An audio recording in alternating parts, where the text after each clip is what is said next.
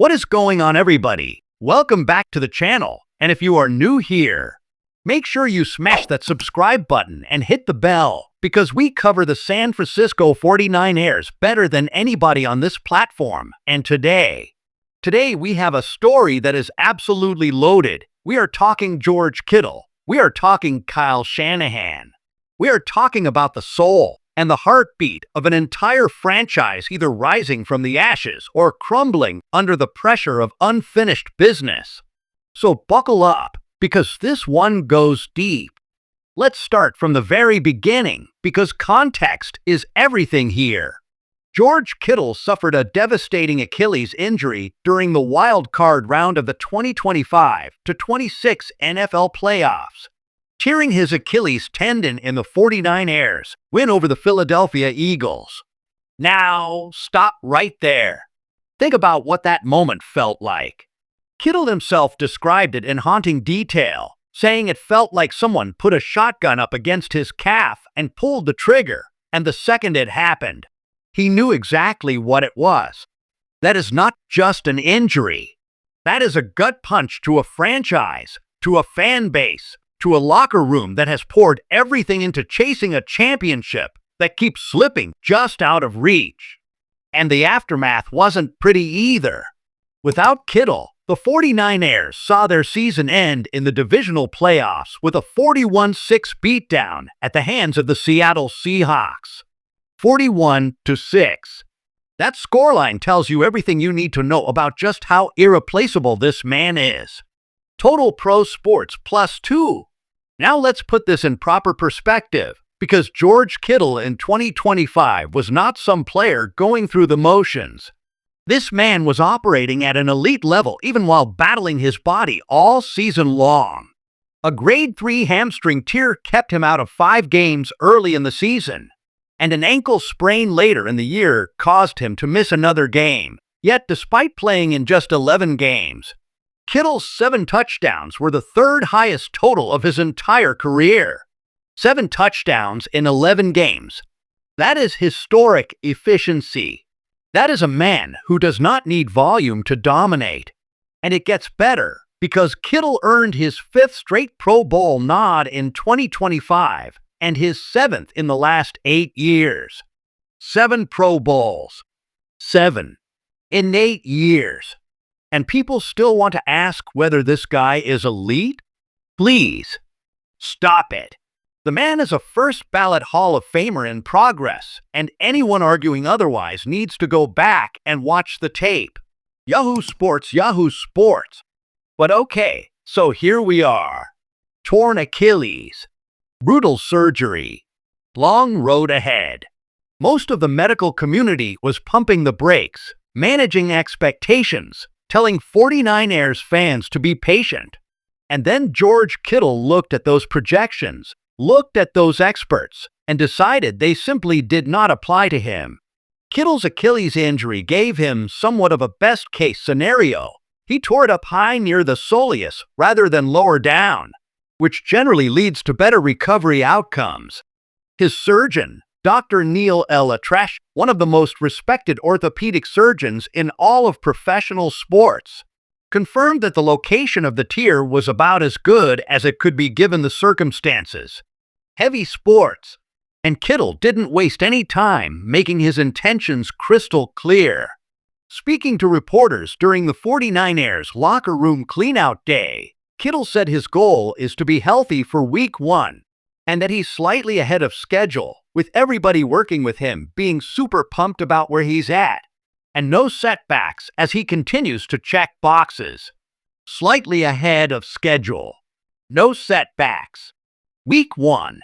Ladies and gentlemen, George Kittle is not coming back to just participate. He is coming back to dominate, and the NFC better be paying attention right now. Then Kyle Shanahan himself got on the Rich Eisen show and confirmed that there's a chance Kittle could play in Week 1, and that's what he's shooting for. Though Shanahan stopped short of saying Kittle was on track for any specific date. But the fact that the head coach is even floating Week 1 for a player who tore his Achilles 5 months ago tells you everything about the kind of recovery Kittle is putting in. Heavy Sports Bleacher Report. Now think about what a fully healthy 49ers offense could look like in 2026. An offense with Brock Purdy, Christian McCaffrey, Mike Evans, Christian Kirk, and Kittle is going to be extraordinarily tough to stop. That is not a group of players. That is a nightmare scenario for defensive coordinators across the entire league. McCaffrey, when healthy, is arguably the best player in football. Purdy has already proven he can operate at a Pro Bowl level when surrounded by the right pieces.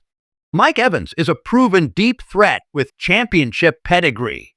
And then you put George Kittle, 7-time Pro Bowler, elite blocker, impossible matchup in the middle of the field, back into that mix. That is a Super Bowl caliber offense, and everybody knows it. Heavy Sports. But here's where the story gets even more interesting, because while all of this is happening with Kittle's comeback, a completely separate fire has been burning around Kyle Shanahan. There are people, actual analysts, actual media personalities, who have been putting Shanahan on some kind of hot seat narrative heading into 2026. And when George Kittle caught wind of this, he had words. Very direct words. Kittle said during an interview with USA Today Sports that anybody saying Kyle Shanahan is on the hot seat is not the smartest, and that it simply doesn't make any sense to him. Not the smartest. He's not wrong. Yard Barker. So where did this hot seat narrative even come from? Let's be fair and trace it properly. SB Nation's senior writer James Dater included Shanahan on his list of NFL coaches on the hot seat in 2026, comparing the situation to former Philadelphia Eagles coach Andy Reid, who ultimately needed a change of scenery before finding Super Bowl success with the Kansas City Chiefs. And Dater's logic isn't entirely without merit on the surface. Dater wrote that Shanahan was his personal coach of the year in 2025 for how he managed the team's myriad injuries and still put a competitive product on the field. But that if the team gets healthy and once again fails to make a run to the Super Bowl, it's probably fair to start asking some questions. That's the argument. Shanahan has been incredible at his job, but the Super Bowl has remained out of reach. And if the stars align in 2026 and the result is still falling short, the narrative will intensify. But here's the counter-argument, and it is thunderous. In his 9 seasons as the head coach of the 49ers, Shanahan has an 82-67 record overall, led San Francisco to 4 NFC Championship game appearances, and made the Super Bowl twice. 4 NFC Championship games. 2 Super Bowl appearances. That is a level of sustained organizational excellence that very few coaches in the modern NFL have achieved. And then you have voices from inside the league absolutely dismissing the hot seat conversation entirely. Former 49ers cornerback Richard Sherman strongly defended Shanahan's job security, saying Shanahan would not be on the hot seat even if the 49ers missed the playoffs in 2026. And called him a top 5 NFL coach who would be highly sought after by 15 to 20 other teams if the 49ers were to fire him. Yahoo Sports National Today. Sherman did not hold back either.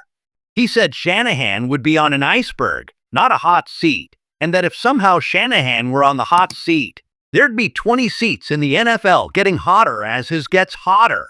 Because if he ever got fired, those other coaches would too. That is not just a defense of Kyle Shanahan. That is a statement about the entire hierarchy of NFL coaching talent. And it came from a man who played under Shanahan, who watched him diagram plays, who was coached by him in real game situations. That perspective carries weight. 49ers Web Zone. And even the ownership level is backing Shanahan completely. 49ers principal owner and CEO Jed York told the media that he wants Kyle to be here for a long time, that Shanahan has been with the team for a long time, and that he wants him there even longer. When your owner is publicly saying that in front of cameras in March of 2026, That is not a man preparing to fire his head coach. That is a man who has full belief in his organizational structure and wants the world to know it. And